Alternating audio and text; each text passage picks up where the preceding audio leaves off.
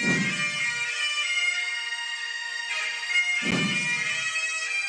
to that piece of lieutenant that's always on his podcast, bashing us, him.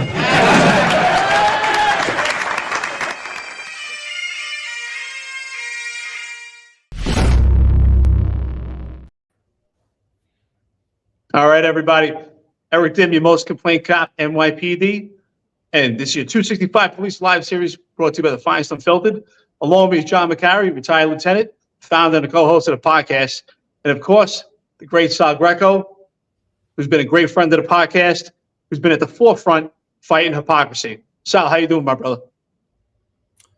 Well, thanks for asking, Eric. And I'd like to say Merry Christmas to everybody and a happy and healthy New Year to all the haters also out there. And I just want to say this to you both.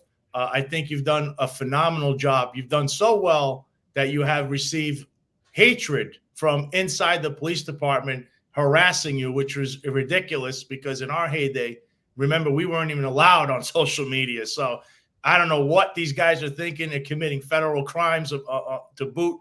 So my hat's off to you. You're doing a great job. And I want to see continued success, not only for you both and for the podcast. Sal, thanks, brother. Thanks for coming on. I think something we got to hone in on, something we just put out on social media last night. We all collaborated on the post and got it out there. It's actually only 38 seconds long, the video, but it's been viewed for days and days and days. That's how many times that video has been viewed. And it's clearly asking everybody where the absentee police commissioner, Ed Caban, is. Because clearly since the moment he's been sworn in, he's been anything but the acting police commissioner. We've been hearing rumors that he's going to step down. As a couple of people put it, they were still waiting for him to step up. So it's not really going to be a big deal for anybody, I don't think. And a lot of people actually said he's going to be the most forgettable figure in NYPD history as far as the New York City police commissioner. And as we stand now, I actually disagree with that statement because I think that he's going to stand out as a notable part of the history in the NYPD when we went back to a least in the height of transparency. We go back to a least transparent organization and one that associates with known criminals, which is what do you think about that, Eric? Absolutely. You know, it kind of reflects on what you just said, Sal. 100%. I remember getting on the job January 2004. At that time, I couldn't even carry a cell phone. At that time, everyone started to have cell phones. I remember I had this little flip phone, but you couldn't even carry it on the job. I mean, it was frowned upon. And at the time, I remember a couple of years after that, Sal, you and I were talking about this offline. Before Facebook even came out, we had MySpace. And I remember there was a cop from Staten Island that was on MySpace. And I forgot what the interaction was, but it led to this particular cop's termination. And I think back to what's going on right now, the level of impunity that these cops have had in the manner that they use social media, along with this administration that is just completely lacking transparency. Just, it's unbelievable when we watch these press conferences. John, I know you're about to play it, but it's almost like a Saturday Night Live skit. I mean, we've actually put out memes about this actual video, but I don't even think this meme had to be put out there because, honestly, if I didn't tell you, we're not even sure which one is the meme because that's how ridiculous this press conference was. Just completely lacking transparency. You don't even have to be a cop to watch this video and say, wow, that looks like a lie. And that's what's sad right now is we're watching this administration just lie right through their teeth to the public. And everyone sees it. You don't have to be a cop. John, I think it's time to show it. All right, Sal, after the video, just give us your thoughts on it. All right, here we go. Here's a video, New York City Mayor Eric Adams yesterday in the evening, in the afternoon, talking about the preparations for New Year's Eve, which, by the way, New York City Police Department's very nervous about. They're going to have everybody on standby, and they are getting threats, whether they admit it to you or not. So they're very nervous. You could see it right in their face. Like, here's the video. Where's Commissioner Caban? I'm noticing he's not here today. He was in Dominican Republic. He'll be here tomorrow, and he was doing several agreements down there, but he will be back tomorrow. But, you know, I say this over and over again. If the police department could only function when the police commissioner is here, we're in trouble. This is a well-oiled machine. One person does not run the show in this city.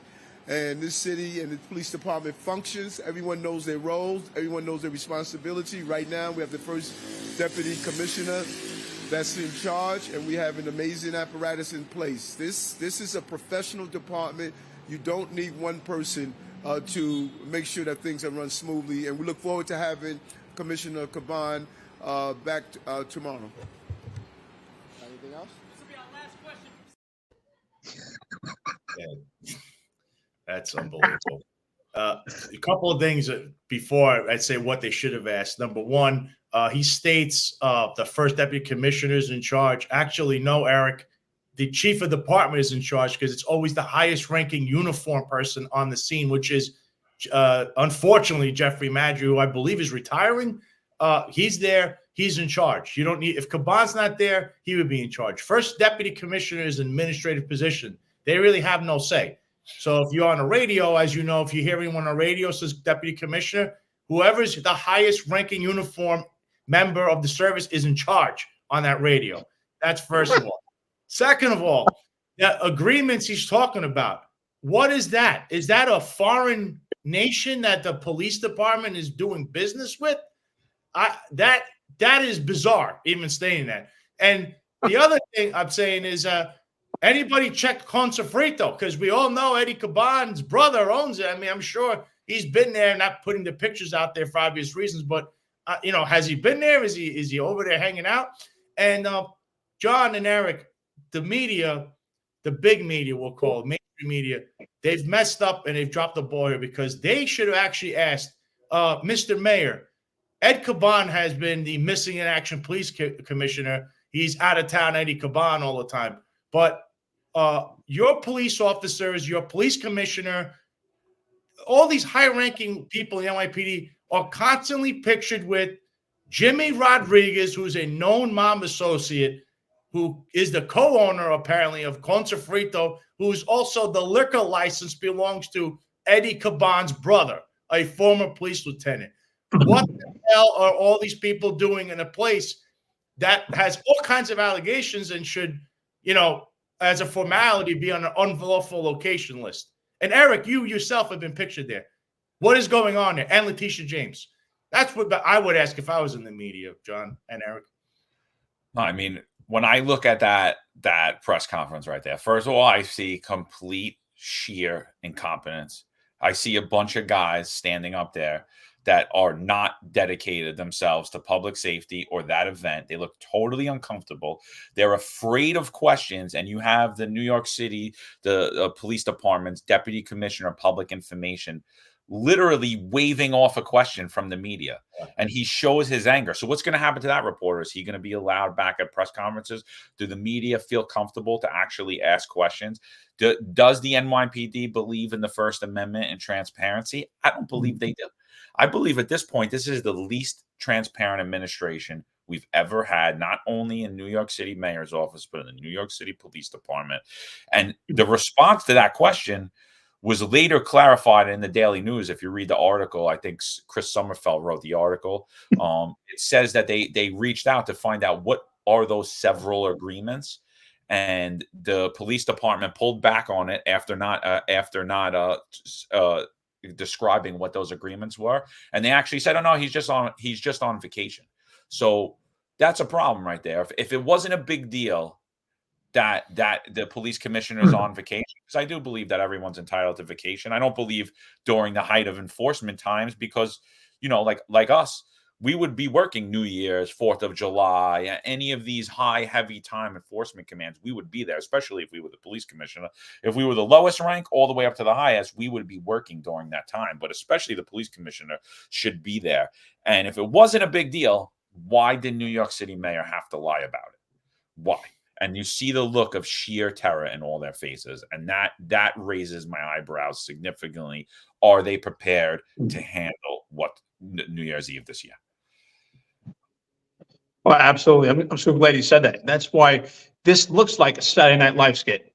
Why? Because Mayor Adams, despite whether we agree with him or not, he's got swagger and he's always ready to speak. He double talks out of his mouth. He's very good at linguistics. and he's very good at getting a message out there, whether you agree with it or not. And I don't most of the time. But this time, we could see the stuttering, the backpedaling, the looking around. I mean, just sheer lying. There's 1,000 ways to tell a lie and only one way to tell the truth. And I can tell you this. I remember being on the job, and I took this one-day interrogation course.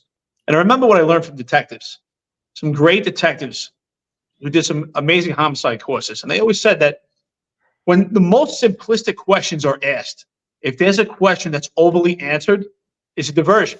It's a diversion from the truth. And that's what happened here. It was the most simplest question, and he just over-talked it and over-explained it, which was completely indicative that it was a lie.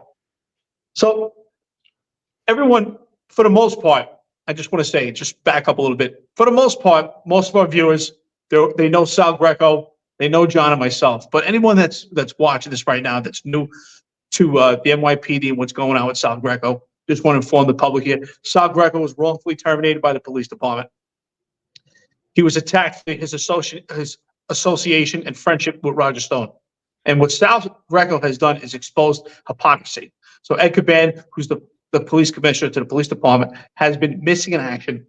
And most of the time, his whereabouts are at Casa Fritos, which is a restaurant in the Bronx, which is associated with criminality, and the nature of it has been exposed.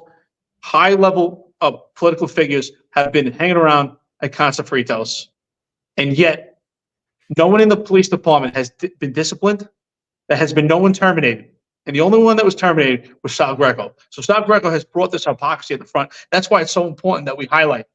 And we just keep seeing lie after lie, and the exposure by this administration right now. It's embarrassing. It just completely lacks transparency. Sal, you want to explain some more on this?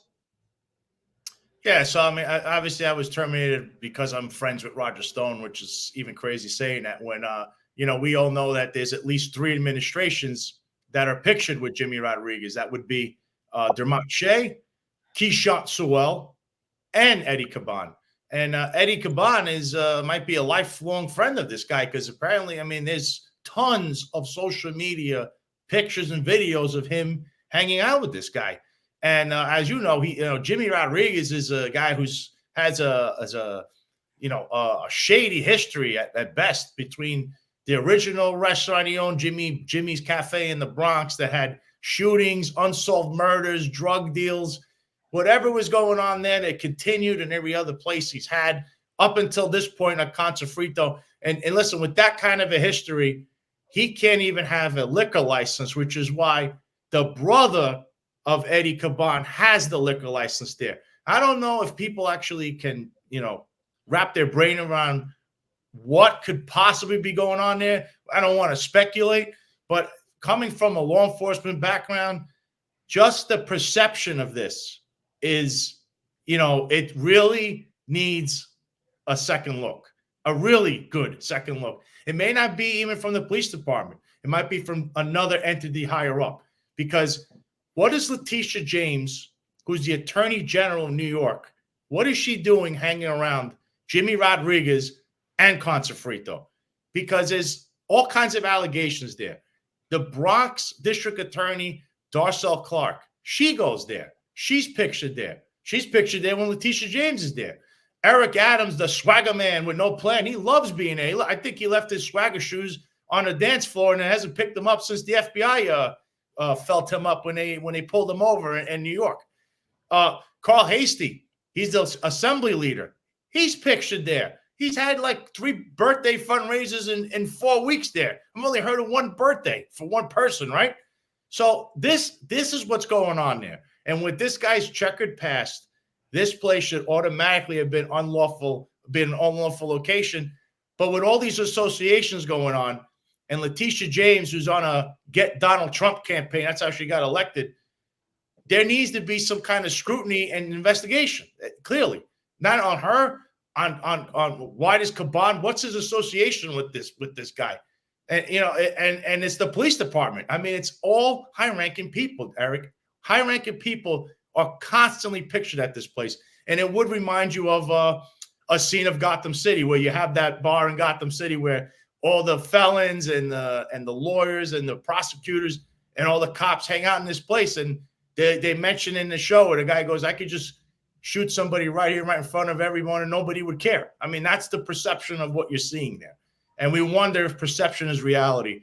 As we've come to know with Eric Adams, he had a video or some kind of skit, what you'd call a Saturday Night Live skit, he did on a movie with two Turkish guys that were trying to buy him off. And then that's exactly what he's being investigated for in real life. Absolutely. I mean, it's disturbing to me that the New York Yankees, the Mets, and other pro sports teams barred their players from going to restaurants owned by this individual. We've had things out in the media where people have talking about that there were cocaine buffets going on at this place specifically with this individual. We have a clip from a former mob associated. I think it's Sit Down News is the name of his podcast. Yeah. And he's going to talk a little bit about Jimmy Rodriguez wanting to collect money on the street. So for anyone that's not familiar with that, that's called loan sharking. It's part of racketeering. It's completely illegal. So this guy makes these allegations. So right now we're saying that these are allegations. And we know historically in the New York City Police Department, allegations will limit police officers' ability while they're at work to go to a place that they believe is engaged in illegal activities, that the New York City, or they just don't like the optics basically of cops associating at this location. And that would be known as an off-limit location. And that would apply only to the members of that specific command. Let's say that this restaurant was in the 4 or 5 precinct in the Bronx. They would say, all right, none of you are allowed to associate at this location, buy things, be patrons of this establishment whatsoever. So and I think 1000% this should be an off limits location to the members of that command, but it should also be an unlawful location. And an unlawful location, you could find this in the New York City Patrol Guide. It's under 31828 in the integrity monitoring file. An unlawful location is a premise, whether in a member's command or elsewhere, that are involved in illegal activities, which would preclude the presence of a member of service except for in the line of duty. And basically, it just goes into, it's almost the same exact thing. That it doesn't want the appearance that there could be wrongdoing with the New York City Police Department. So we just don't want our members there. The Yankees were smart enough to do that. The New York City Police Department obviously is not smart enough to do that because, again, Sal Greco lost his 14-year career for criminal association, for associating with Roger Stone, who's not a criminal. So he was fired for something he didn't even do. He didn't even commit. But yet now we have the police commissioner. We have numerous commanding officers. There's parties constantly at this place from the New York City Police Department. It is criminal association in every definition of the word. Eric, I just want to play the video from this guy, and then if you could give us your thoughts on it. So let's hear this video. This is from Sit Down Talk News. Supposedly, the owner of the restaurant, Don Coquille, needed a favor. Don Coquille was located in the City Island section of the Bronx. According to what Anthony was told, the guy lent out $2 million and was unsuccessful in reclaiming his money. Allegedly, the restaurant owner was willing to give up 10% of the money if we could collect it. Anthony said we would split $100,000 each, so naturally I agreed to get involved. To be honest, at this time, the strip club incident wasn't even on my mind. We set a date for a few days later, and we would go take a ride to the Bronx and talk to the owner of the restaurant. When I left Anthony that day, I wanted to go do my homework on the owner of this restaurant. I went and spoke to a few people. One person in particular was Big John. I found out that the owner's name was Jimmy Rodriguez, and he owned several restaurants, including Jimmy's Bronx Cafe, Jimmy's Uptown, and Jimmy's Downtown. Big John had told me not long before we spoke, he had taken a girl out to lunch, I think in the Uptown restaurant. He said when he arrived at the restaurant, it wasn't open for lunch yet, but the owner happened to be there and let them sit down and order anyway. John said they made small talk with him and he was a nice guy. But I also found out that Jimmy Rodriguez had borrowed money in the past. When it comes to a sit down, whether it's one facing opposition or a friendly one, you should know who you're talking to, as well as any information available about them. After finding out everything I could, I wasn't happy with this information, because a person who borrows money is rarely lending out $2 million. I'm not saying it's impossible, but highly unlikely. So for me, it was a red flag. I found out later that he checked the assessment of the property, not the appraisal. The assess for tax purposes is different from what appraised property. And it was assessed for $1 million or $1.5 million. So he pulled out of the deal. I said, Ruben, I don't have the money. I'll pay you when eventually I get into this deal. And, you know, I remember like going to 100 black men and asking them for help. And they said, we can help you, but we can't help the whole village. We'll help you because we know who you are. And that's how we'll do it. And you always look up to these guys. And that was the beginning of Jimmy's. And then I did Jimmy's downtown, Jimmy's uptown, Jimmy City Island. This is clear and present evidence of mafia ties. What do we know about the police department? We were all cops. We were all, John, you and I were supervisors on this job. What do we all know? At least the era that we were in the police department. It wasn't that long ago that, John, you and I both retired, and Sal, that you were wrongfully terminated. But in just a short amount of time, have we seen the tides turn? When we were in the police department, I was always told, don't embarrass the patch. That was so important, right? That was the terminology. What that meant was you're a representation of the police department. You don't do anything to embarrass the police department. It makes sense, right? We have a policy in the police department not to associate with criminals. Obviously, that makes sense as a police officer and hence to avoid corruption and public safety. Sal Greco was wrongfully terminated for having association friendship with Roger Stone. Roger Stone is not a criminal, actually. Roger Stone was pardoned by Donald Trump. But because of Sal Greco's, his affiliation to Donald Trump and to Roger Stone, that's why he was wrongfully terminated. This was a politically motivated witch hunt. And what we see here, what's going on right now, is just a complete embarrassment. And we talk about unlawful location, which John just mentioned before. And ultimately, what it comes down to is just the appearance of impropriety is enough for the police department to disengage from a restaurant, from disengage from a business, because the police department doesn't want the appearance of possibly being involved in anything illegal, at least when we were on the job. What we're seeing right now is just a complete embarrassment. Anyone within the police department or city agency or anyone in politics should not have any association with this particular restaurant. It's complete appearance for impropriety. I mean, we've heard it right here. It's so unfortunate, Sal, that you were wrongfully terminated, and the hypocrisy that we're witnessing right now, it's completely despicable. It's disgusting that we have to watch this. We watch this day in and day out. Sal, I have to commend you. You've done a phenomenal job of putting this out where this has been exposed on the local level. And it's, in my opinion, we've seen it. It's now exposed on the national level. There's been reports about this. I think you should go in to talk about the reports that are going on that have been written about this particular place. The mafia ties, the support that you've gotten from Curtis Lewa, and absolutely the support that you get for this podcast about the hypocrisy that's going on with this complete mob ties, what's going on in this place. And exactly, you and Kyle Seraphin use that analogy of the Batman scenario. And again, what you said is correct. We cannot speculate of what actually goes on at this place. But that's what's not important, of what's actually happened there. But the actual association has to stop and end now. Completely, we see criminal ties, and no one should be associated with this place at all, especially the police commissioner and the mayor. But what do we see right now? Under Mayor Eric Adams, we just see a lack of transparency, and we see the appearance of impropriety. And we just saw it in that press conference, where we can't even give a simplistic answer of to where the police commissioner is at the height of a pro-Palestinian riot on every day, every night.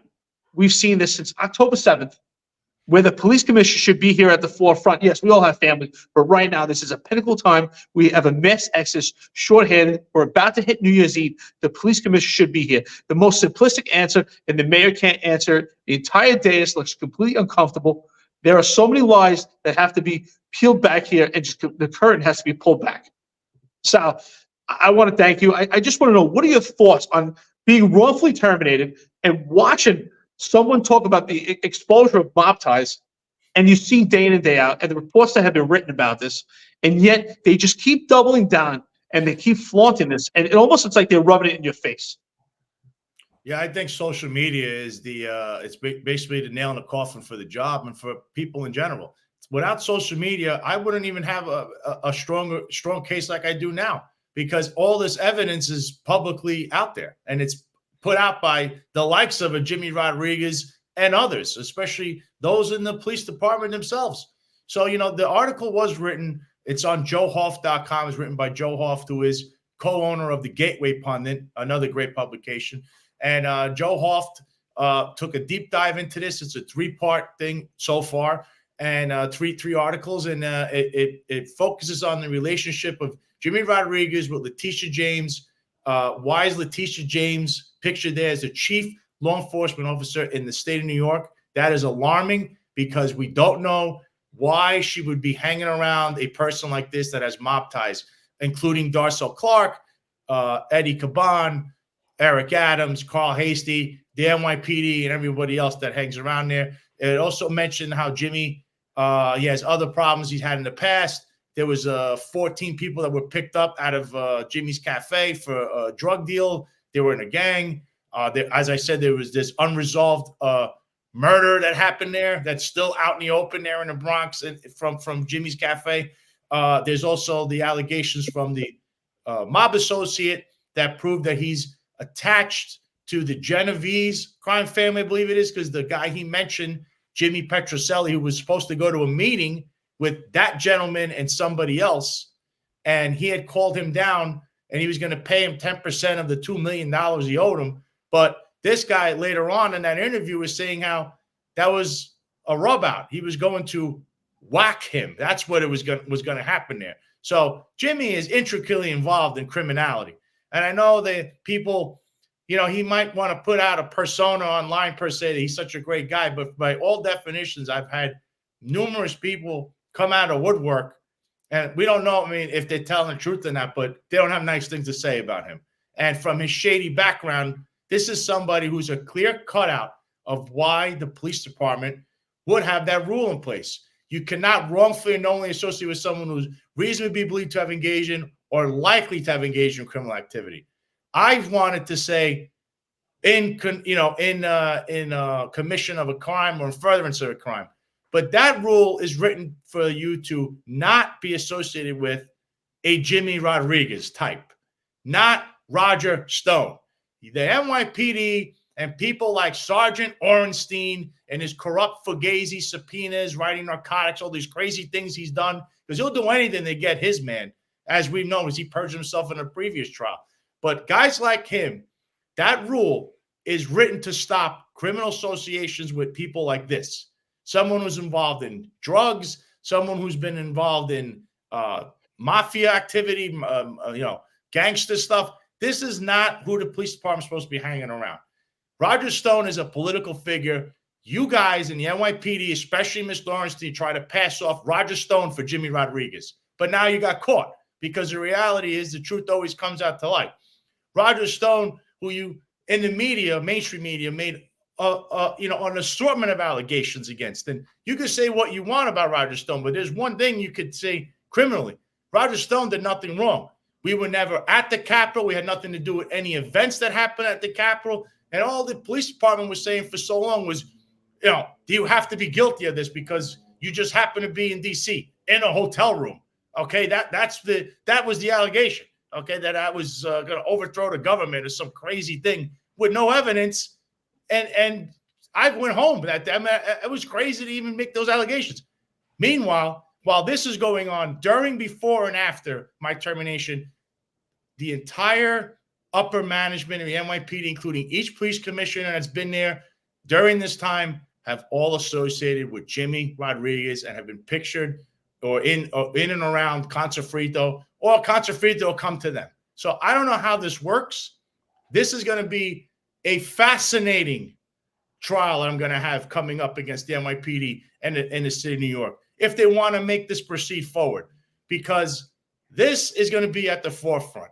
How are you saying that I can't associate with Roger Stone, where you have found no criminality between myself or Roger or anything that we have done since I was his friend when I was in the police department, versus your relationships with Jimmy Rodriguez, who has an assortment of criminals that go to his place. Somehow he's got a friendship with the police commissioner that's currently there, and his place just so happens to have, I don't know how many events from the NYPD there constantly. he's trying to play himself off like a community guy, I guess. But we'll just skip the fact that he's a mob associate, right? And this is what the rule was designed to stop. And I just have to say, we'll wait and see what happens in my suit coming up in 2024. And I'm really disgusted by the New York City Police Department in their conduct with this. And this isn't just a lack of transparency, but it's also a lack of accountability. And accountability is key here. I think you nailed it. I'm going to ask the audience that question. Like, who do you think shouldn't associate police officers shouldn't associate themselves with? A political figure like Roger Stone, who has controversial stances, which I don't even believe, because I agree with mostly everything the man says. I don't believe that they're controversial. It's just not the mainstream for New York now. New York's a progressive controlled city. Roger Stone leans more conservative, so his conservative thoughts are dangerous for a police officer to hang around. And the fact that he's a political figure out there on the political stage, is that dangerous? Or is it dangerous for a police officer to interact with someone who's engaged in murder, drugs, prostitution, all types of illegal street crime activity? And I think we all know the answer to that question. It's that rule specifically, like Sal said, was designed to keep corruption out of the NYPD as it relates to gambling, prostitution, loan sharking, street crime. That's what it is. Because let's face it, our generation of cops, and I've said it before, we were the best generation of cops there ever was. And, prior to us, and now what we're seeing after us. Because let's face it, the New York City Police Department, for all of its existence, has been a systemically corrupt organization. Like, let's not lie here. We could go back in the whole history of it. I mean, New York City government was systemically corrupt for the majority of it. For the last 30 years, we've had a police department that has not been corrupt, but we're moving back towards a more corrupt version of the NYPD. And it's things like this that are showing. I mean, the mere allegations alone that he's loan sharking, that he's setting up these mobsters to be hit, to be killed. The fact that the Yankees don't want their players associating with this gentleman, the fact that we have people making allegations that there's drugs being used at these locations, prostitution is being done at these locations, the mere allegations alone makes this place unlawful for any member of the New York City Police Department to associate with him or partake at that thing. And we're seeing numerous parties happen by the New York City Police Department here. And that is, my friends, what they call corruption. In the past, an unlawful location, when it was deemed by the NYPD, but the NYPD conveniently is just not deeming this location unlawful, if a police officer was found to have been there or been in there, it's a must suspend. For those of you going to study for sergeant, or those of you that have studied and moved up the ranks to the NYPD, it's a must suspend location. The police department never wanted this. And this happened after, and these are things that happened after the Mullen Commission. These are things that were designed to weed out corruption. Rudy Giuliani, I was listening to him recently, he made a statement. And his statement was, the default position of New York City is corruption. Corruption has to be actively weeded out. And if it's not actively weeded out, it will fall to corruption. So right now what we're seeing is it's not been actively weeded out, and it is falling back to its default position, if it's not full-blown worse than it's ever been, which it remains to be seen, but we're going to see it soon. Sal, first of all, I just want to say everything you said was fantastic, was on point, and I think that you explained it very well and really gave some great insight to what's going on with your case. It really exposed the hypocrisy. John, I just want to key in on the last thing that you just said. I agree you absolutely, is that we have to constantly, actively engage and combat this potential corruption. Because as you said, the default position is corruption. And we were the best generation. I don't care who says it, who's watching this. You're absolutely right. John, you and I talk about this all the time. You could, during our time in the police department, Sal, you're from the same era. You could drop a $10 bill walking out of your locker room in any precinct in New York City. You could drop a $10 bill on the floor, and you could come back in 3 weeks, and that $10 bill is still going to be there. Yeah. Now, is that right? Now, that's not the same comparison to what's going on. But the point is, and I'm a firm believer that the era that we worked in, we worked under the broken windows theory. And that's how we addressed public safety. But the broken windows theory was also amongst us as an organization in the police department. We policed each other. And the police department itself, I had this impression myself. I said, I remember talking to John and Sal, you and I were talking offline. I said, wow, I guess I was naive to believe that the NYPD could not be overall corrupt in its appearance, because we worked under this broken windows type theory where every situation was addressed. These menial interactions where potentially you may be getting a free cup of coffee, or the appearance that you may be getting discounted dinners, or some type of appearance that you're getting a benefit for wearing that uniform on a small level. And now what we see right now is just completely disgusting how the tides have turned. I watched this press conference. It's Sal, you and I spoke about it. I said, wow, were we really a part of this organization the way it stands right now? And the answer is not when we were working. And just to show in the short amount of time under Mayor Eric Adams, the dire straits that the police department is in. And that's why, Sal, I want to ask you this. Obviously, we know Ed Caban is in a position of power as the police commissioner. He has a strong tie to Casa Fritos. His brother is the SLA holder to Casa Fritos, right? He's a major part of the Hispanic society. They engage in fraternal meetings at Casa Fritos, to my knowledge, from what I've heard. Why, other than that, why do you think that Ed Caban, Mayor Eric Adams, Letitia James, Darcel Clark, why do you believe these high-profile political figures are engaging in get-togethers and gatherings at Casa Fritos? Other than what we may speculate of what's happened there, why do you think that that's become the place of stardom for these high-ranking officials? If you can answer that.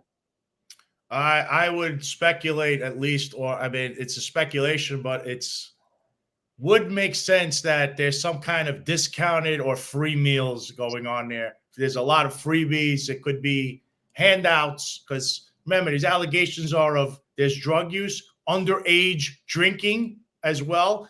There's allegations of fundraising / straw donor schemes. So kind of what you heard, that Eric had a zero bond where some person with a credit card swiped his card twice. So he had two donations there. The political called this person. The person that's on the credit card was a woman. She said, I've never donated to Eric Adams. I don't even know who he is. And it was the father who then picked up the phone. They called him because he's the one that contributed not only for himself, but his daughter. That is a straw donor, because the daughter never agreed to this, but he donated for them. So this is the kind of stuff that would be going on at this place. Now, I'm not saying it has or it hasn't. These are just allegations that I'm hearing, amongst many other things that may be occurring there. Okay, so, and with a history of what you've heard of this guy, that already would be ringing alarm bells, especially in the New York City Police Department. But when the police commissioner's brother has the SLA license, how can you do any enforcement there? And, Eric, this week, you heard that the police department now is going with this new unit or a new initiative called CURE. So now the police department, you're going to make allegations against the place, let's say Casa Fritos, saying they do this, they do that. So now the precinct CO, who already parties there, as you know, or the certain commanding officers, will go to a Casa Frito and have a conversation with them saying, look, we have allegations here. It used to be they would just show up and have enforcement. They would check liquor bottles to see, turn it upside down, see if there's any fruit flies. You look on the wall, see their dates, fire inspection, all this kind of inspection stuff, which, remember, Eric Adams is on the investigation, his campaign and his for doing this, the fire inspection stuff. So this is now going to fall under the police department showing up there and saying, so let me ask you, what, there's allegations of this and that. And then what? He could slip him a sandwich, one of those sandwiches, it looks like a tinfoil inside and there's money in there. I mean, these are the things that happened 20 or 30 years ago. And Eric wants to bring back that era of corruption. So every 20, 30 years, the police department always has a scandal. Knapp Commission, that all being the last one, right? It's 10 years overdue for a new scandal. And I think you're hearing it right here. This place and places like this are ripe for corruption. So when your local police officer now, who I guess he's allowed to speak to him, a criminal association doesn't matter. So because he's going to have to come and ask him about whatever the allegations are that people are making allegations against, instead of showing up there to do enforcement to see if he's going to say he's going to correct it, he's not going to correct it, they're going to slip him money, or they're going to give him a sandwich. I mean, even Curtis Sliwa and Anthony Weiner, of all people, agree that this is a horrible idea, and it's not in the best interest of Eric Adams at this moment, who is under fire from the FBI for exactly these kind of things, is now going to be doing that. And it's just another thing in the world of Eric Adams, whose whole world is always under a black cloud, that he's going to allow.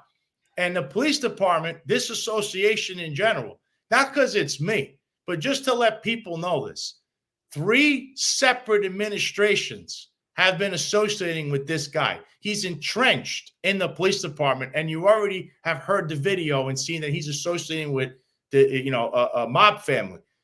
Remember years ago there were the mob cops? So we now having new mob cops with Eddie Caban and company, him and his underlings that love to go and hang out there. And I'm talking, there's more than just the society. There's that blue wall, whatever they call those guys. Those guys are all pictured there too. So, I mean, it's just a litany of people. And Contrafrito, say what you want about Gambino crime family. Remember, John Gotti would hang out at the Ravenite Club. Contrafrito is the Ravenite Club of these characters. And by the way, Jimmy Rodriguez and Contrafrito is a top 50, as it stated in the City and State of publication. It's one of the top 50 political hangouts for Democrats. He's a Democrat. So if you want to make it political, he is a Democrat. That's okay. Roger Stone's a Republican who's never had anything, no allegations of all this crazy stuff that goes on there. He's a bad guy. He's a Republican. Why? It's all about Trump.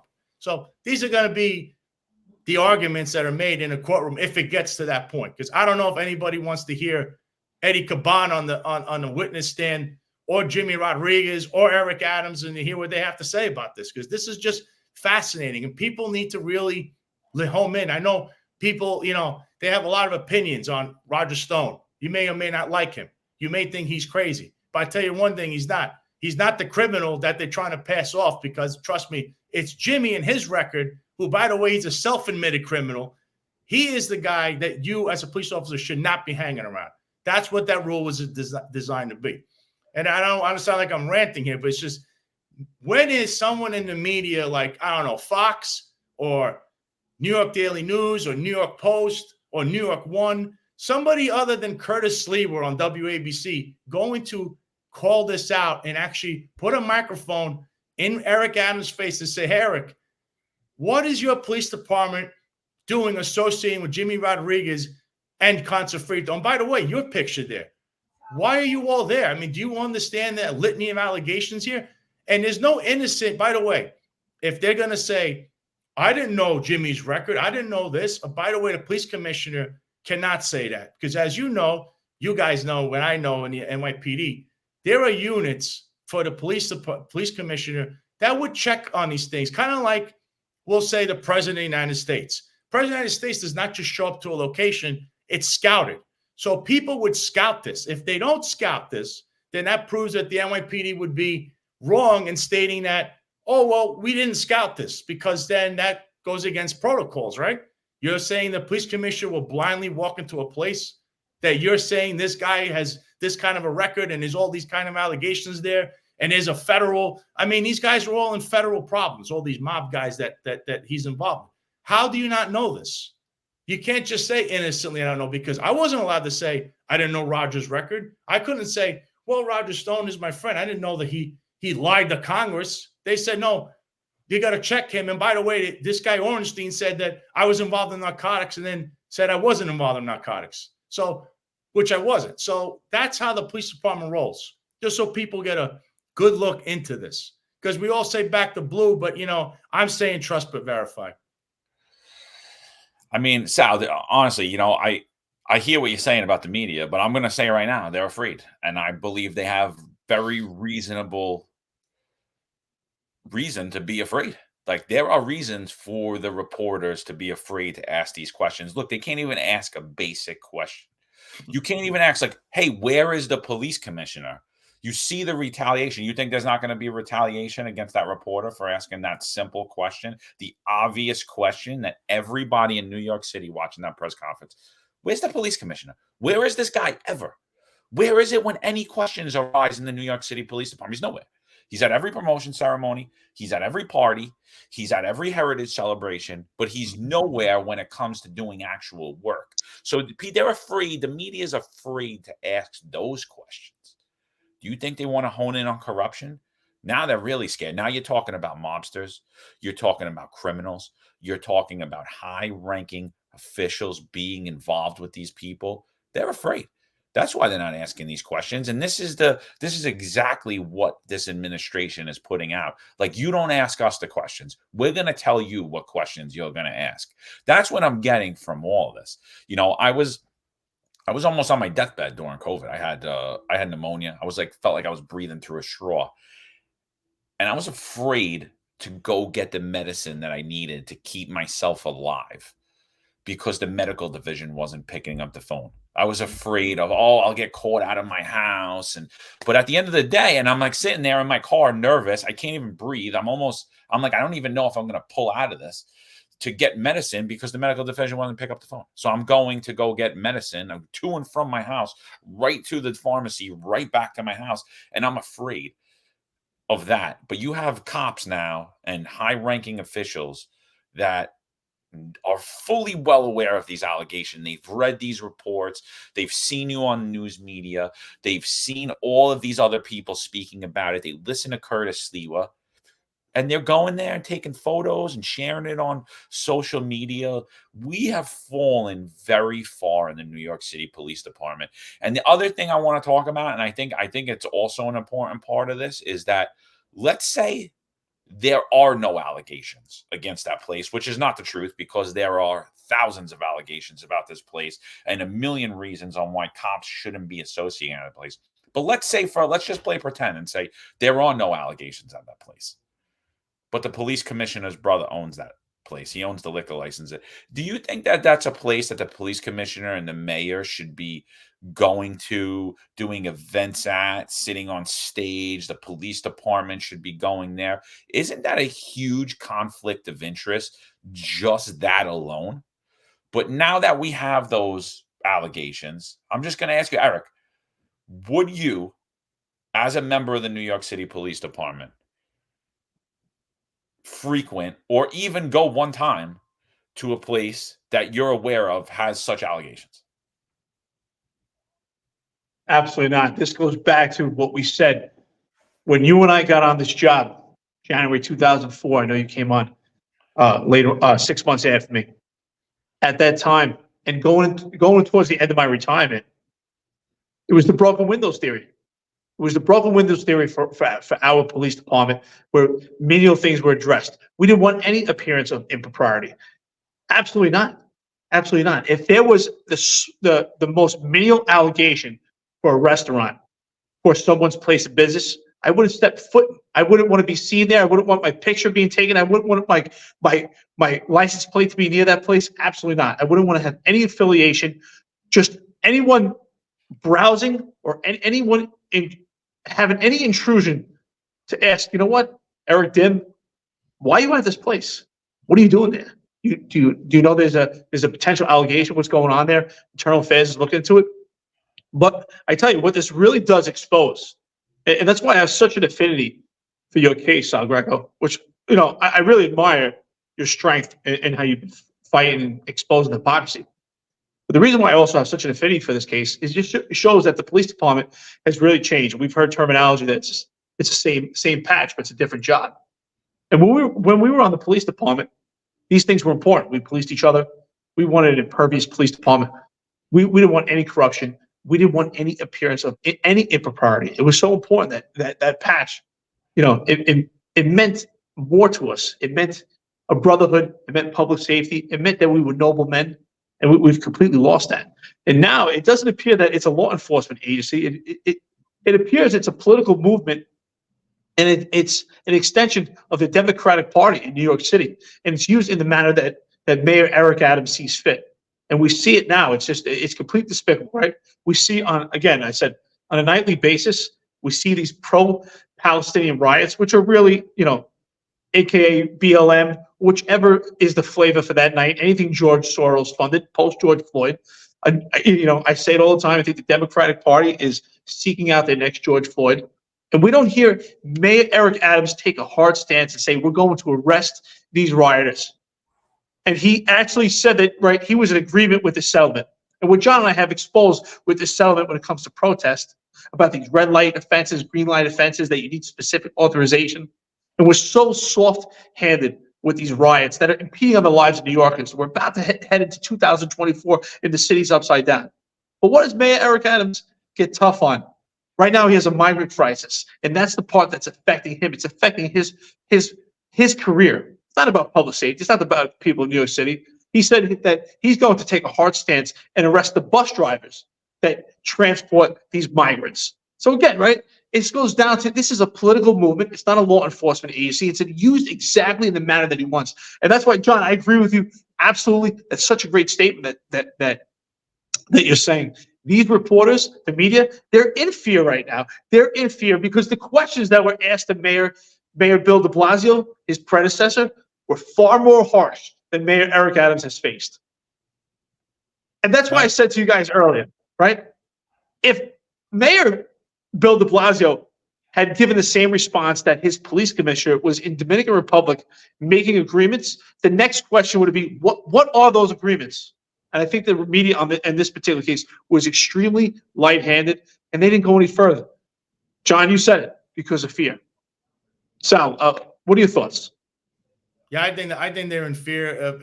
I don't know if they're afraid of Letitia James. I don't know if it's Eric Adams or the police commissioner. But if I was a reporter and I lived in New York City, I would want all the corruption rooted out, or as much as possible, because it shouldn't be corruption. The police department should be impartial. We shouldn't be having all these people hanging out in this place. God knows what's going on there, but we already know what's going on there because you've seen the proof there. And go back to the reporter thing, John. Is there a video you have about a certain press conference that happened yesterday with a certain deputy mayor of public safety that he was talking down to certain reporters there? Absolutely. Yeah. We have a video of deputy mayor of public safety, Philip Banks. He's also known as an unindicted co-conspirator in a federal case that happened under Bill de Blasio, and which turned into a corruption investigation in the NYPD. So you see him literally, again, basic questions. This is at a hearing with the Taxi and Limousine Commission. They're just normal day-to-day questions, just reporters are asking questions. First Amendment right to the free press, right to free speech. And you're going to see a member of the Dream Team, AKA the Supreme Team. You're going to see how he reacts to these reporters. And again, that's to my point. These reporters are afraid. They're being given a script. You'll ask us this, and you'll stay on that, and that's it. So here we go. Let's watch a member of the Supreme Team. Let's see how he reacts to reporters. Listen, these guys want to be. Listen. These guys want. No. They have no discipline. So let them continue, right, to be able to do this. This is the same charade that they do. But we don't want to waste time because they have to get back to work. They're working for the taxpayers. So you're not asking any questions to the commissioner, yes. No. Just for the audience, listen here. You have work to do. So this is where the clown hour starts. So I don't want to keep you three here because you have work to do for the public here. We have a reporter that asked the question, right? And I don't know what the intent of the question was, but at least she has some data. And if she decides she wants to report it, she has it. And maybe the objective is to keep you safe. Some reporters, not all, we go into the clown hour. They don't write any articles about safety information. They get into the clown hour. So you certainly don't need to stick around for this. Continue. Unbelievable. Sal, what do you let me tell you something. He's a public official, and he has some nerve talking like that to reporters. He's got a lot of nerve. He's a very arrogant guy. You know, I remember him. He was the deputy chief under Joseph Fox of Brooklyn South. Okay, he was a deputy chief when I first met him. I was a rookie. Seemed like a nice guy. I didn't know at this time that he was one of these guys that was teaching the key. I believe that was, to teach the cops how to take the test for sergeant, lieutenant, and captain. And he was one of the instructors, along with Dermot Shea. So he was the guy that came up with the whole, you have to have your uniform pressed and shined and all. If you wear the pants, not the slacks, but the other pants, he was writing command disciplines for that. He was all about appearance. And these things you kind of hear about still in the NYPD now, where your body camera is, it's all Philip Banks, who, by the way, is one of the most corrupt guys that ever was in the New York City Police Department. I don't know how he's not in prison today. But of course, when you sit like a canary, that's how that ends up. You stay free. And also, this administration, you have this guy as your deputy mayor. This second guy who was mentioned in a different press conference, Timothy Pearson, a former NYPD inspector who retired in a cloud of dust under investigation, which, by the way, he does not have the right to a firearm. No media guy wants to report on that. There was one little snippet a long time ago. He is the deputy to the deputy mayor of public safety. Remember very recently, Timothy Pearson assaulted a woman, choked her out, a security guard, and beat up another security guard. And it was a level 3 or level 1, I believe, where the police came and they locked up the 2 victims that he barged himself into a shelter, and nothing happened to Timothy Pearson. He got hurt, allegedly. Now Timothy Pearson is under investigation from the DOI, but Mayor Swaggerman himself the other day at the press conference stated, well, he's one of my knights of my round table. He's still working out there. How does that guy stay employed? How is this guy employed? And these are questions that New York should ask themselves. I'm sure they're kicking themselves in the rear end voting. They voted for this guy and not Curtis Sliwa. And it's funny, Eric Adams mentions something about buffoons, and he's mentioning Curtis Sliwa because he says if you look up buffoon in a dictionary, con man, if you look that up, if you actually look up buffoon, you might see one of these 3 people I just mentioned just recently saying it's either Eric, Pearson, or Banks. Take your pick. Eric, what do you think about that?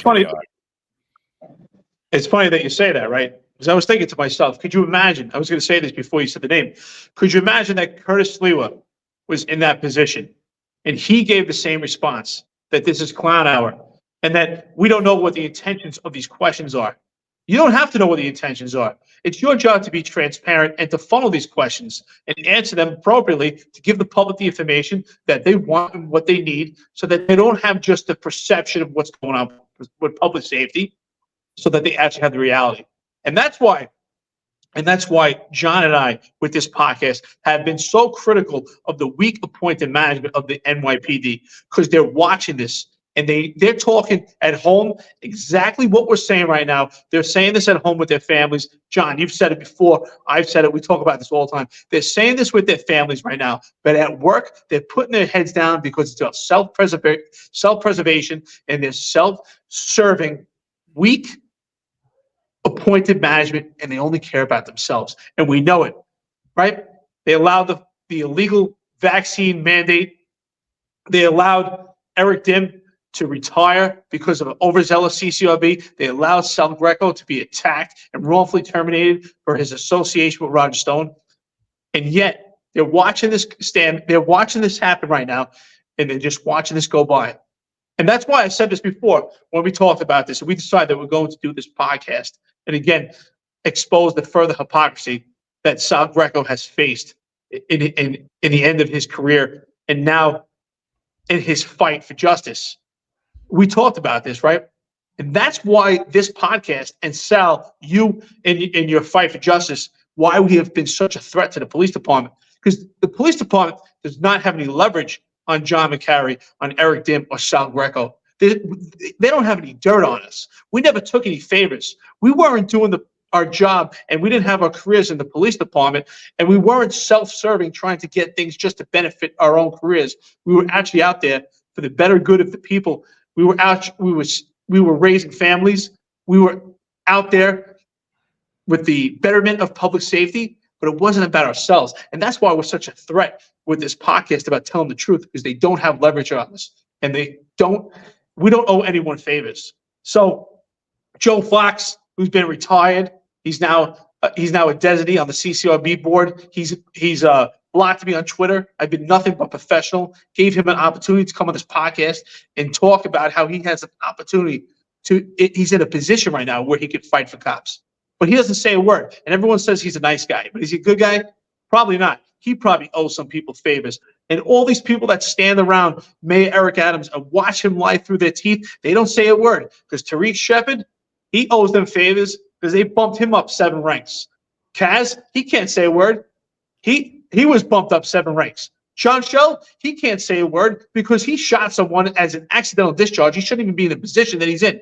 Jeffrey Madry, that guy has had more charges than anyone. Hey, he's had more discipline than anyone. He's abused his authority more times than anyone. He shouldn't be there. So everyone's just watching this parade. And you know what? If you ask me whether they've actually taken part in any corruption, silence is corrupted itself. Oh, absolutely. I mean, turning a blind eye to corruption is corruption in itself. I mean, you turn a blind eye, and that's exactly what's going on with everyone. And that's why all 3 of us have met with such angst and hate and, and all of these constant threats that we're receiving. It's laughable to me. And you see this guy as the deputy commissioner of public safety saying that these commissioners are working for the public. So they don't have time because they're working for the taxpayer. Well, guess what, Deputy Kim, whatever the hell your title is, I'll just call you unindicted co-conspirator. Guess what, unindicted co-conspirator of the Supreme Team, aka / the Dream Team. You work for the public, so the public has full right to a free press to ask you questions wherever they may lead. Whatever their intentions are absolutely none of your business. And what you're acting like is a mafia thug. And that, again, further proves my point. These reporters are afraid. And again, if anyone's watched that Supreme Team documentary, I don't remember what it was. It might have been on Showtime. I don't remember what it was on. But there's a Supreme Team documentary. Take note to who's speaking in there, to who's idolizing these murderers and drug dealers. Guess who you're going to see there? New York City Mayor Eric Adams, front and center, talking about how great they were and how he was a member of, I don't even remember what the lower form of before they became the Supreme Team, what the name of that gang is. And they're acting the same way that they acted. Like complete thugs. You're not allowed to ask us questions. How dare you? We're working for the taxpayer. So we're going to get back to work and you're going to listen to what we tell you. And that's going to be the end of it. This is the least transparent administration, not only in New York City, but in the NYPD. And at the same time, they're the least transparent.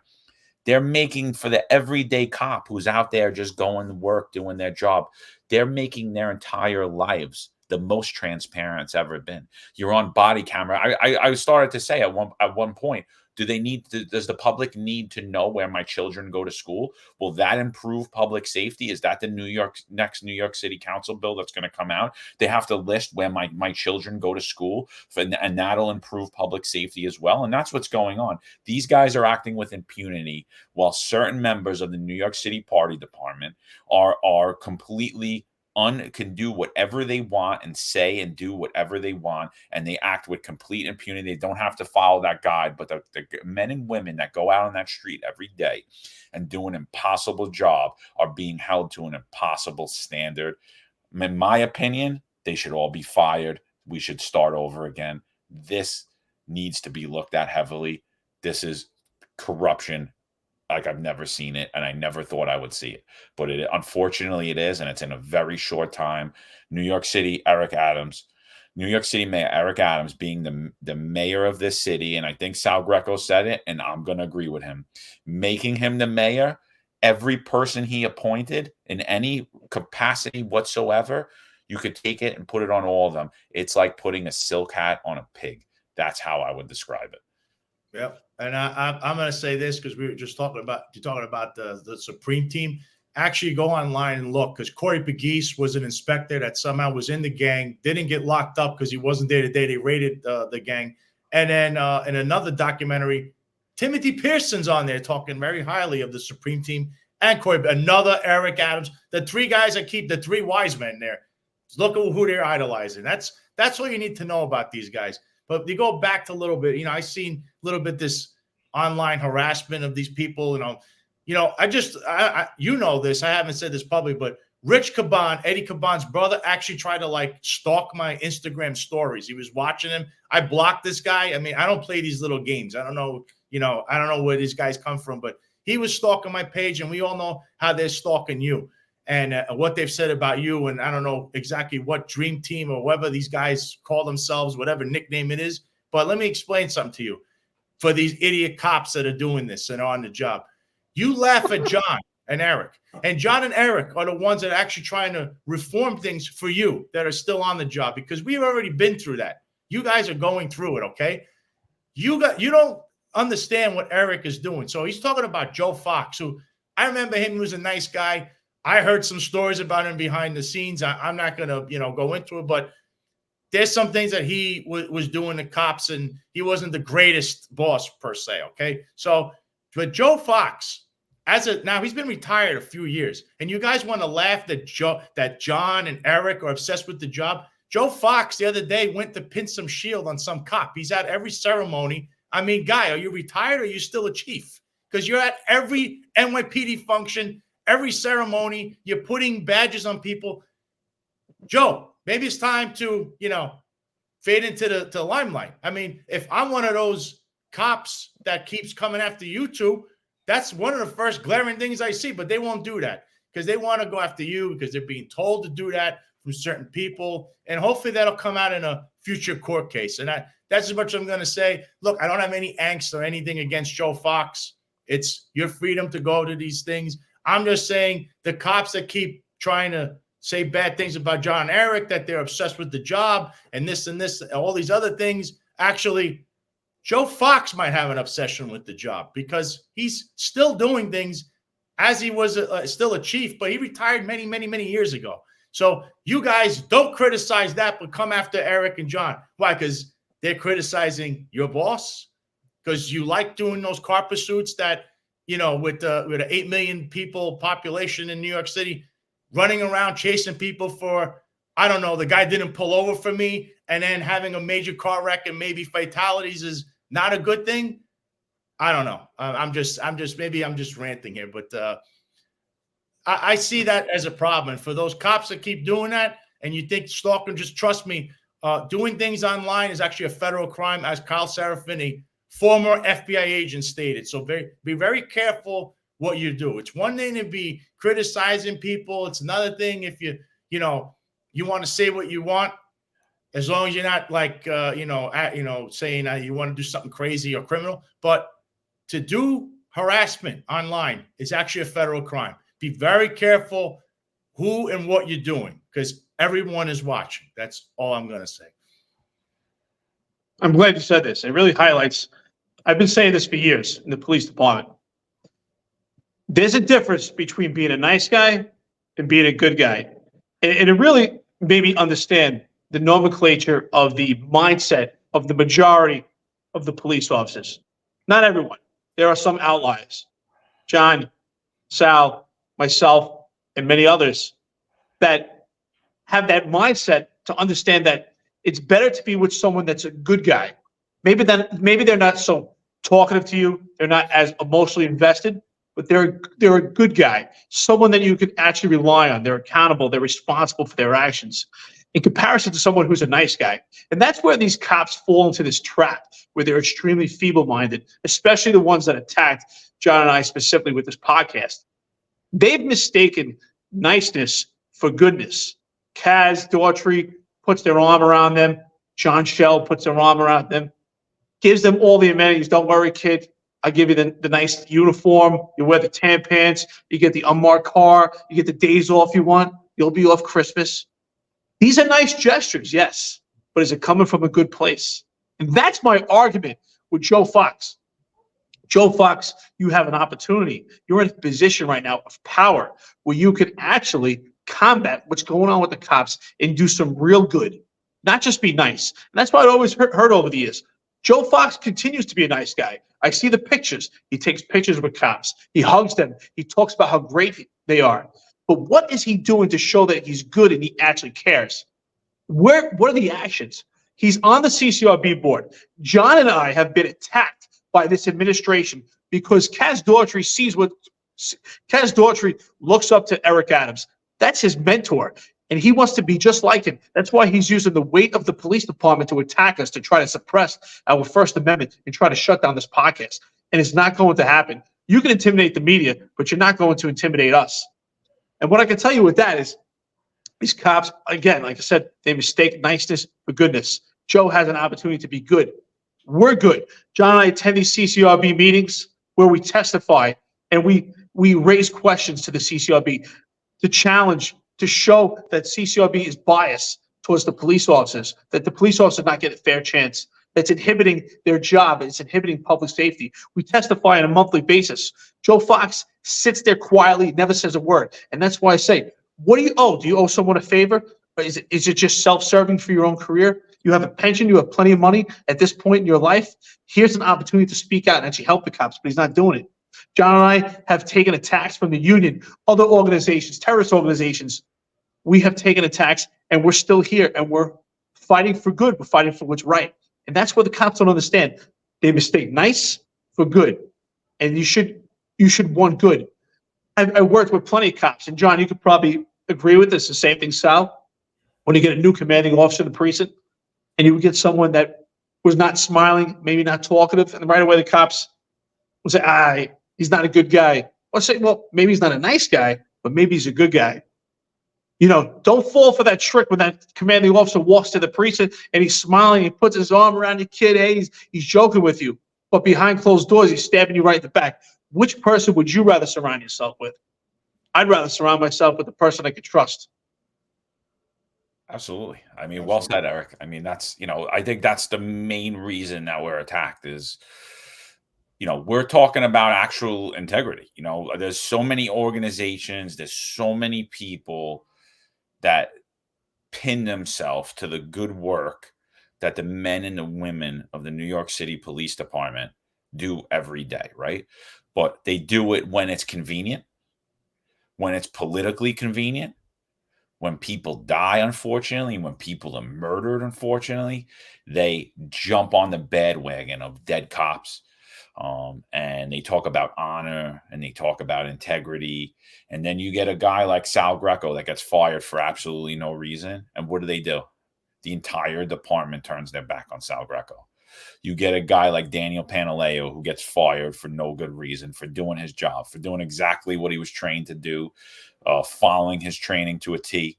Same way as we all did in a situation that we've all been in, done the same way we've all done. And he was unlucky enough to get caught up. And what does everybody do? They turn their backs on him.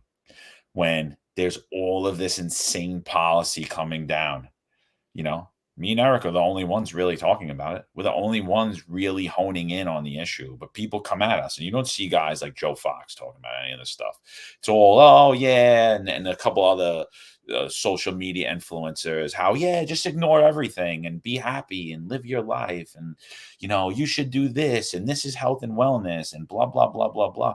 And I'm not saying that there's not a place for it, but how dare you try to make like we're bad or we're spreading a bad message by actually talking about the things that are going on. And, I think it's complete cowardice for him to block you. If you're harassing him, I could 100% understand that, but you weren't harassing him, And another thing that we've been getting blamed for is, I believe starting in November, the chief of department's office, chief of patrol, NYPD news, they've been putting on these posts and they block their comments. And everyone keeps coming at us and saying, hey, they had to stop the comments because of you guys. And I'm like, I've never commented on anything that the NYPD's put out. The only comments I've ever put out there, and there were questions, and they were to Wendy Garcia when she started talking about religious exemptions, when she started talking about the NYPD. And I just asked her basic questions, and she never answered them. I said, hey, if that's true, how come I was never given a meeting with a counselor? How was I denied and given 7 days? How did you accept other people's religious exemptions but deny mine? I just asked basic questions. So, I mean, if these questions are scary, obviously you're seeing what's going on. This is a bully mentality. And you know what? I'm going to give a little credit to CCRB here, because me and Eric both have asked very hard questions to the CCRB. And I don't believe that they were answered properly, but they answered them. And they didn't attack us, and they let us speak at those meetings. And they're not saying, how dare you ask me that question? They're not. They don't like the question. They might fumble a little on the question. I'm not really too happy with their answers, but they're not backing down from me and Eric going there. So I'm going to give them actually more credit than I'm going to give Phil Banks, than I'm going to give Eric Adams, than I'm going to give Caban, than I'm going to give their weak deputy commissioner of public information. Absolute embarrassment. He's been there, this whole rank from cop all the way up to deputy commissioner. He should be full well no public relations and shouldn't be cutting people off when they're asking questions and doing all this insane stuff. So, I just want to step in. When you mentioned Wendy Garcia, you should have asked her, has she been to Consafrito? Because I answered that for you, because I have a picture there. The answer is yes. Just to show you, just another high ranking. See, if you were hanging out there, I bet your religious exemption would be okay, right? Oh, it'd be fine. I would have definitely approved 1,000%. All I had to do was be a registered Democrat, and I would have been fine. It would have been fine. I would have been fine. So listen, 2024 is coming. Why don't we go around? Let's give a few predictions. Let's see what we got. Who wants to start? You want me to start off, or Eric? Oh, God, start off now. All right. So I think my situation either gets resolved by the end of the year or in the middle of the year, because I think that's what the trial, all the dates are at. So hopefully by the end of this year, we would begin the trial process, if that's as far as they want to go. So that's one thing to look forward to. I think there's going to be a big turnover in the management on the upper echelon NYPD, because either A, these guys are going to start stepping down, because you're going to hear about some things that might have been mentioned here on this show, and some things that we don't know about. And certain people want to either step down and get away from this, or maybe they're involved in stuff. I'm a big Ranger fan. I live in Florida. I think the Rangers are going to the Cup, and we're finally going to have a second Cup in 80 years. That would be a big thing for me, because I was there I remember 1994. So it's been this is that's 30 years later, 20 years. Wow, time flies. But I think I would think we're finally going to get a second Cup in 80 years. So looking forward to that. I'm big. I don't know if these people follow me online. I'm big with the highlight. I'm trying to get Eric and John down here one night to Miami. Highlight is a sport that was big in Spain. Now it's they're trying to bring it back in Miami, because it was big in Miami. I think it's going to continue that way. I think it's going to get bigger and bigger as a sport. And highlight's fun because you look over my shoulder, I see Lawrence Taylor there. I see Orlando Hernandez, El Duque, who may have gone to Consafrito. I forgot to ask them that. El Duque was there. I look over and see Dan Le Batard there. You see some of the Miami Heat players show up. Roger Stone has showed up. So it's like, this is a place on a Friday night. It's a place to go in Miami. So expect the Highlight League to continue going forward. Anyone can actually look into this. It's online. You can look it up on the app, Highlight. It's a great sport. It's just a good place to just take a step back from everything. Is when you start hearing all this stuff, you're like, sometimes I get a headache. I got to think about, the president, obviously, Donald Trump will be back in office, barring them trying something insane. And I mean a declaration of a war, suspending the elections. I think with all the cheating that they may do, I think there'll be an overwhelming amount of people voting, because this guy, Joe Biden, has hurt many people, even some of the idiots that voted for him, and that is going to affect the election. I know Roger's a little skeptical. He still believes that they're going to try some kind of fugaziness. I still see that. I think in numbers, people will vote in droves, and somehow, some way, the miracle will happen and Trump will be back in office. And then you may start to see some sort of accountability and the economy to be turned around, because Bidenomics does not work. And maybe then there'll be some relief for all of us financially. People suffering. I don't think people like to go to Publix over here and pay like $20 for a steak that was like $5 under Trump. I mean, these are the things that the country is suffering under. And what I want to say here is, see, what Eric and John talk about, the issues that you talk about, and hear about Contra-Free. I know people, a lot of our friends are high in a political, scale, so they're big politicos and big commentary people, and they love to talk about Trump and Biden, presidential. I'm big with this. Local is where it's at. What we discussed here today, should be everybody reporting on it and everybody being aware of this. You know why? You can't have a society where corruption is running amok, okay? Because while this place even, now there's supposed to be a second Contra-Frito that they're trying to get in Gun Hill Road there in the Bronx. I don't know if people heard this. The community board apparently has approved this. So there's a councilwoman there. Her name is Arias in the Bronx. Apparently she parties at Contra-Frito and all these little connections. You see what I mean? One little thing locally could expand to this whole setup. Because also in the Bronx, the people, the voting, the election people, election board, they go to Contra-Frito. And it just so happened to vote, every election there is Democrat, no matter what, except for the last one, where the new councilwoman there was Republican and won because a lot of independents switched. So this setup, it's what's killing this country. It's the small towns. It's a small setup. You have to be aware of who's on a community board, who's your teaching, the teachers union, the teaching. Politically, you want to see who's in your city council. You want to see what's legislation. You want to be there for votes. You want to know who your police commissioner is and your mayor, because guess what? You don't want this Gotham City Ravenite Club kind of atmosphere which is going on now, because these guys, at the end of that press conference, they were laughing and went to go party, because that's what these guys do. I mean, I'm pretty sure. I don't know this for sure, but I can speculate, because, I mean, we have a billion pictures out there on social media that proves that what I'm saying actually has occurred many times. So this is what people's focus should be on, local. I hope there's a story that goes all over the place. Even the haters, the cops that are obsessed with John and Eric, open your eyes and stop being blind. Stop letting yourself get dragged in the moment. I know I was there. I was in uniform too, and I remember I worked under John Shell. I know exactly how John Shell is, but he's not a pure guy, okay? Would I hang out with him? Yeah, he's a great guy to hang out with. But believe me, if the push comes to shove and something happens regarding an incident that you may or may not have been involved with in the street, John Shell will throw you to the wolves. Just remember that. They're still your boss. They're not your friend. I just want you guys to keep that in mind. So when you're writing these stupid things, trust me, don't be in a situation like a Daniel Pantaleo, because you watched everybody turn their back on him real quick. Same supervisors that were his best friend, and they were partying with him and all this stuff and saying he's a great guy and going to the gym with him, were the first one to say he was wrong. Don't look at me. Don't look at me. That's how it works. So remember, local is the key. Pay attention to these things. Have fun. Watch hockey. Watch highlight. Try to take a breather. Life is good. It can get better, and hopefully Trump will win, and 2024 will be the year of the Renaissance. Well, for 2024, first I want to say, Sal, it's always a pleasure. I got nothing but love for you. It's unfortunate.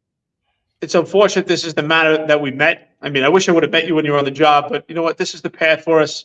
I think you're a great guy. I think that ultimately I have nothing but extreme amount of respect for you, especially the fact that you're willing to stand up and constantly tell your story over and over. And you've been so upfront about it. Again, like I said, I have an extreme amount of affinity for your case and for you standing up. The other thing, I mean, all kidding aside, you look extremely dapper in that suit. I mean, I almost feel underdressed every time we do a podcast. John and I are in T-shirts and you're dressed to the nine. So I do predict for 2024 that you'll probably get offered for some type of garment company or suit company to be maybe their male model or something wearing their suits. No, all kidding aside. On the local level, I mean, it's obvious. I think Mayor Eric Adams foreshadowed what we may see in the near future. I think he kind of gave it away in his stuttering and his lies in his recent press conference, that ultimately Tanya Kinsella, the first deputy commissioner, will be the police commissioner for the police department. We've seen Kaz Daughtry. I mean, he could barely put two words together when he's given a speech or he's speaking at a gala about retired members of the service. He'll probably be the first deputy commissioner or somewhere even higher up within the police departments. Obviously, they're grooming him. And again, my prediction for 2024, when it comes to Donald Trump and on the national level, I do believe we're headed for some scary times. I don't think that these leftists are going to let Trump get to the White House. I mean, will he? Should he? Yes. Will they let him? I'm not sure. However, I do believe there is a big portion of this country right now that is going to, and we're starting to see it already, to make a complete seismic shift. I think the woke movement was so loud, the progressive movement was so far to the left that it's become regressive. The ideology to be liberal and to be free of government, I mean, it's completely about government control. And I think people are just frankly tired of it. They're tired of this, of gender pronouns being shoved down their throats, and this cancel culture being shoved down their throats. I just think there's going to be a seismic shift. I think that it's unfortunate because America was supposed to be land of the free, the home of the brave. Is it land of the free right now? It's not. Yeah, it's land of the free if you want to, call yourself he and him or they and them. I mean, you could be a cat, you could be whatever you want to be.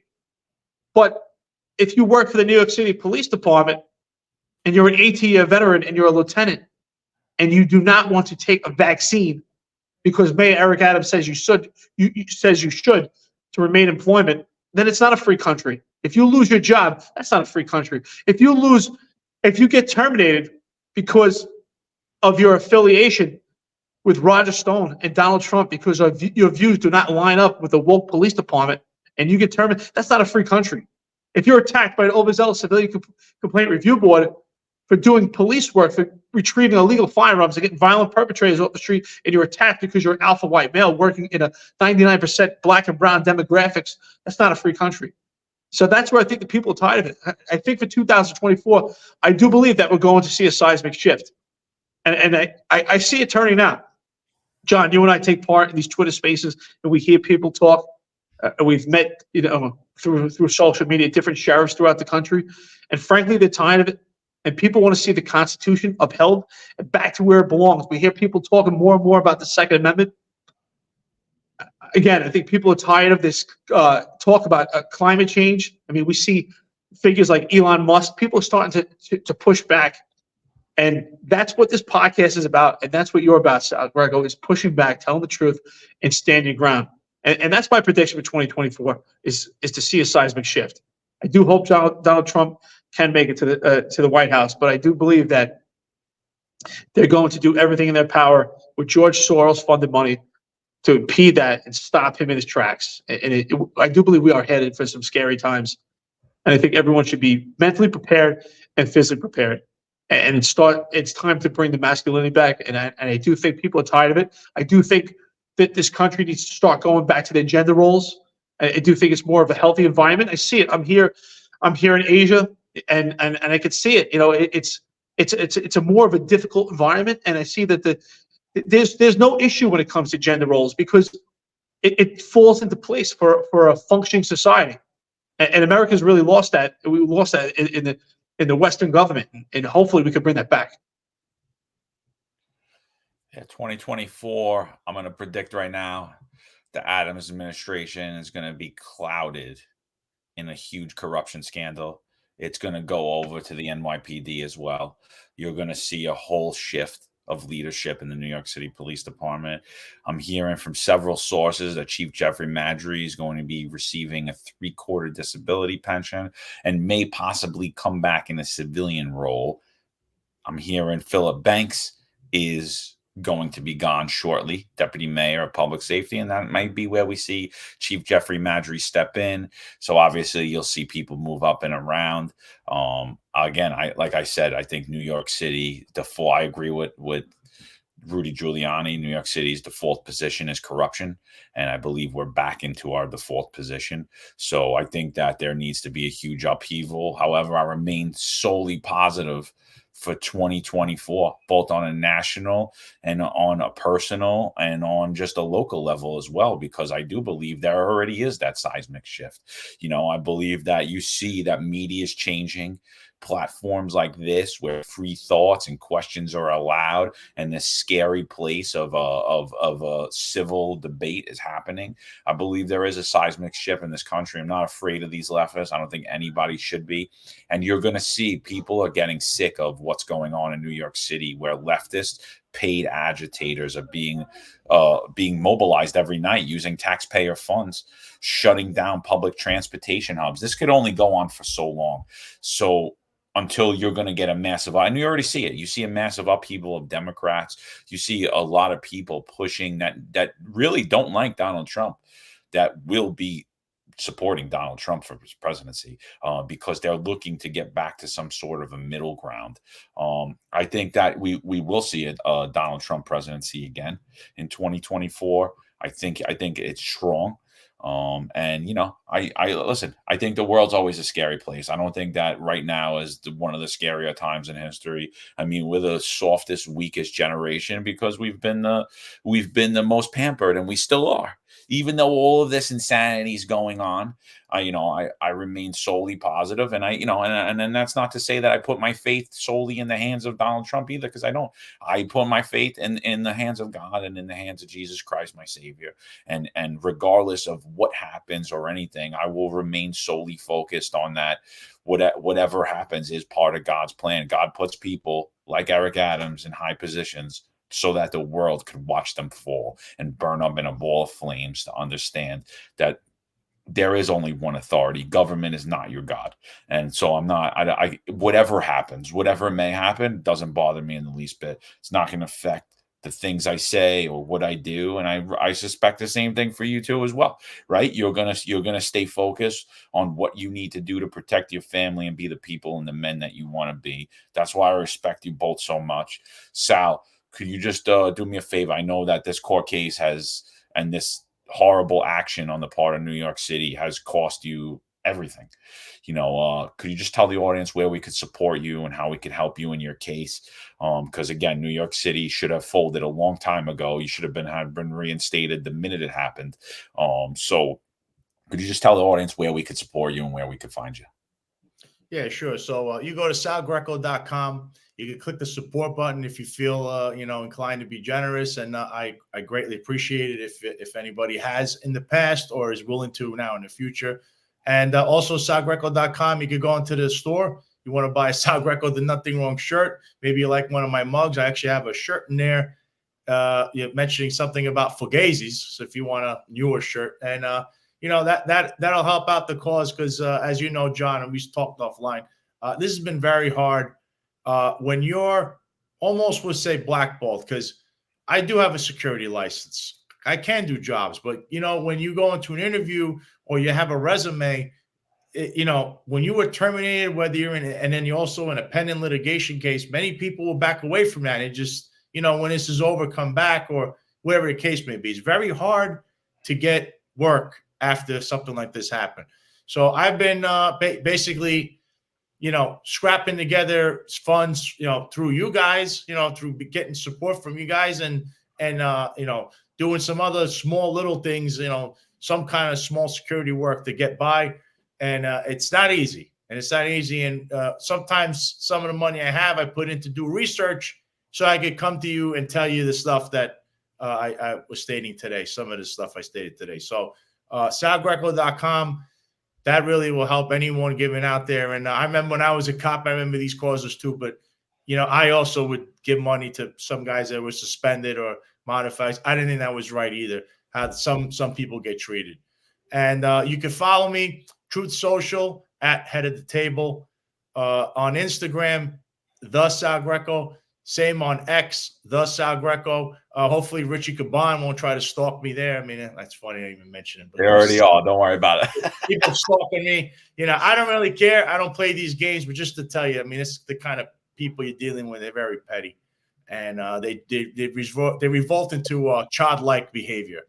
And I pray for everybody. You guys are my friends. I pray for the world, because, look, you really don't want – the next thing is all these protests you're seeing. Hopefully there's no declaration of war, because you keep hearing Ukraine, Palestine, Israel, Iraq. Something happened there the other day.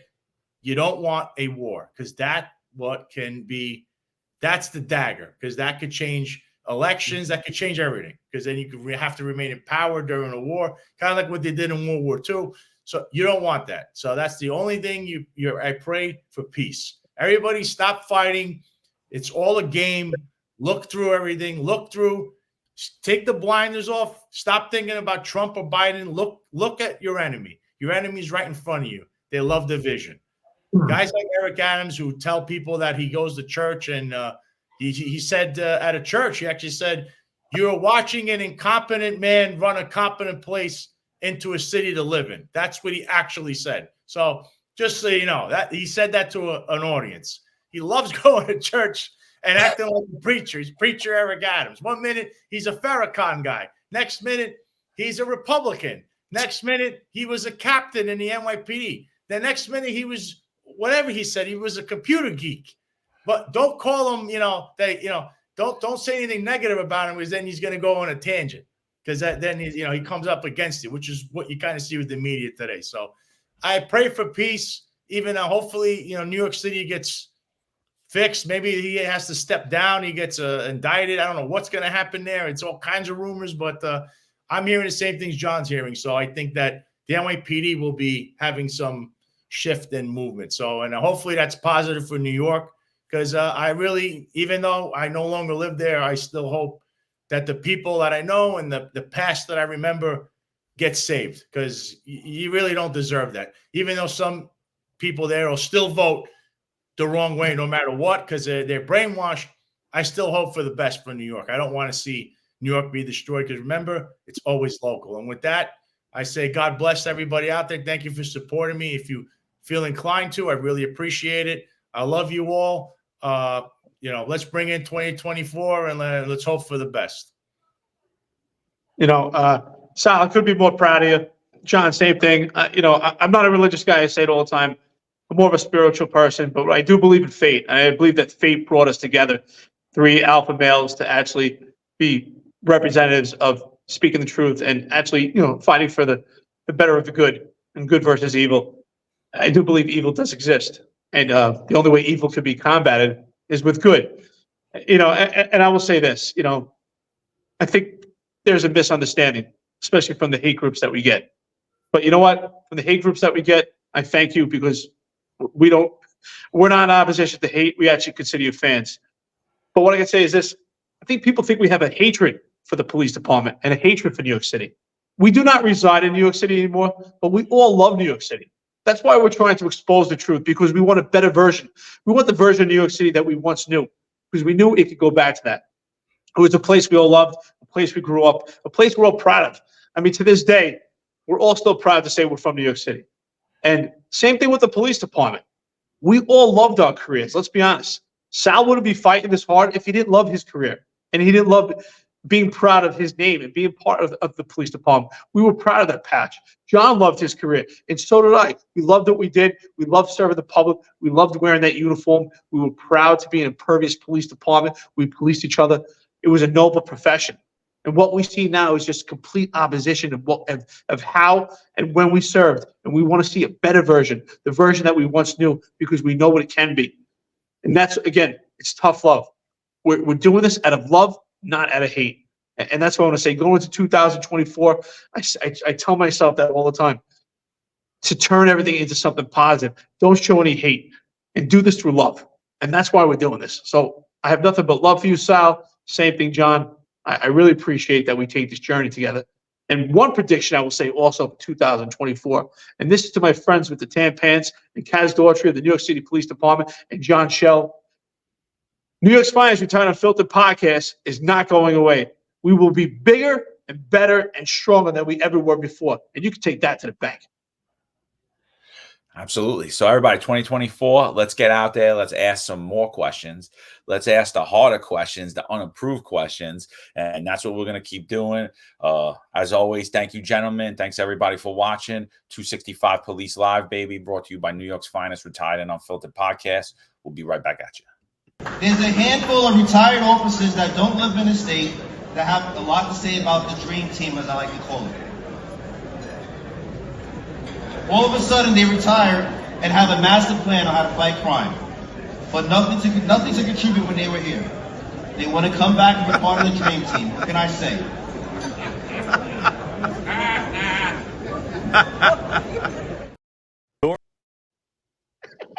Law enforcement professionals dedicate their lives to serving and protecting our community.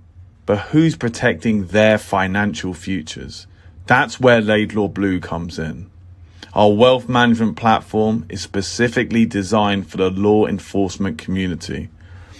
Laidlaw Blue is a division within Laidlaw Wealth Management, run by retired New York City detective John McDermott. His status as a retired detective uniquely positions him to establish a deep connection between Laidlaw Blue and the law enforcement community. Our platform is easy to use and provides a range of financial services, including investment management, retirement planning, and insurance solutions. With Laidlaw Blue, you can secure your financial future and provide for your loved ones. Our team of experienced financial advisors understands the unique challenges and opportunities that law enforcement professionals face. We're here to help you navigate the complexities of financial planning and achieve your goals. Laidlaw Blue. Secure your financial future today. Book a meeting using the QR code displayed or call us directly on 888 901 Blue. That's 888 901 Blue.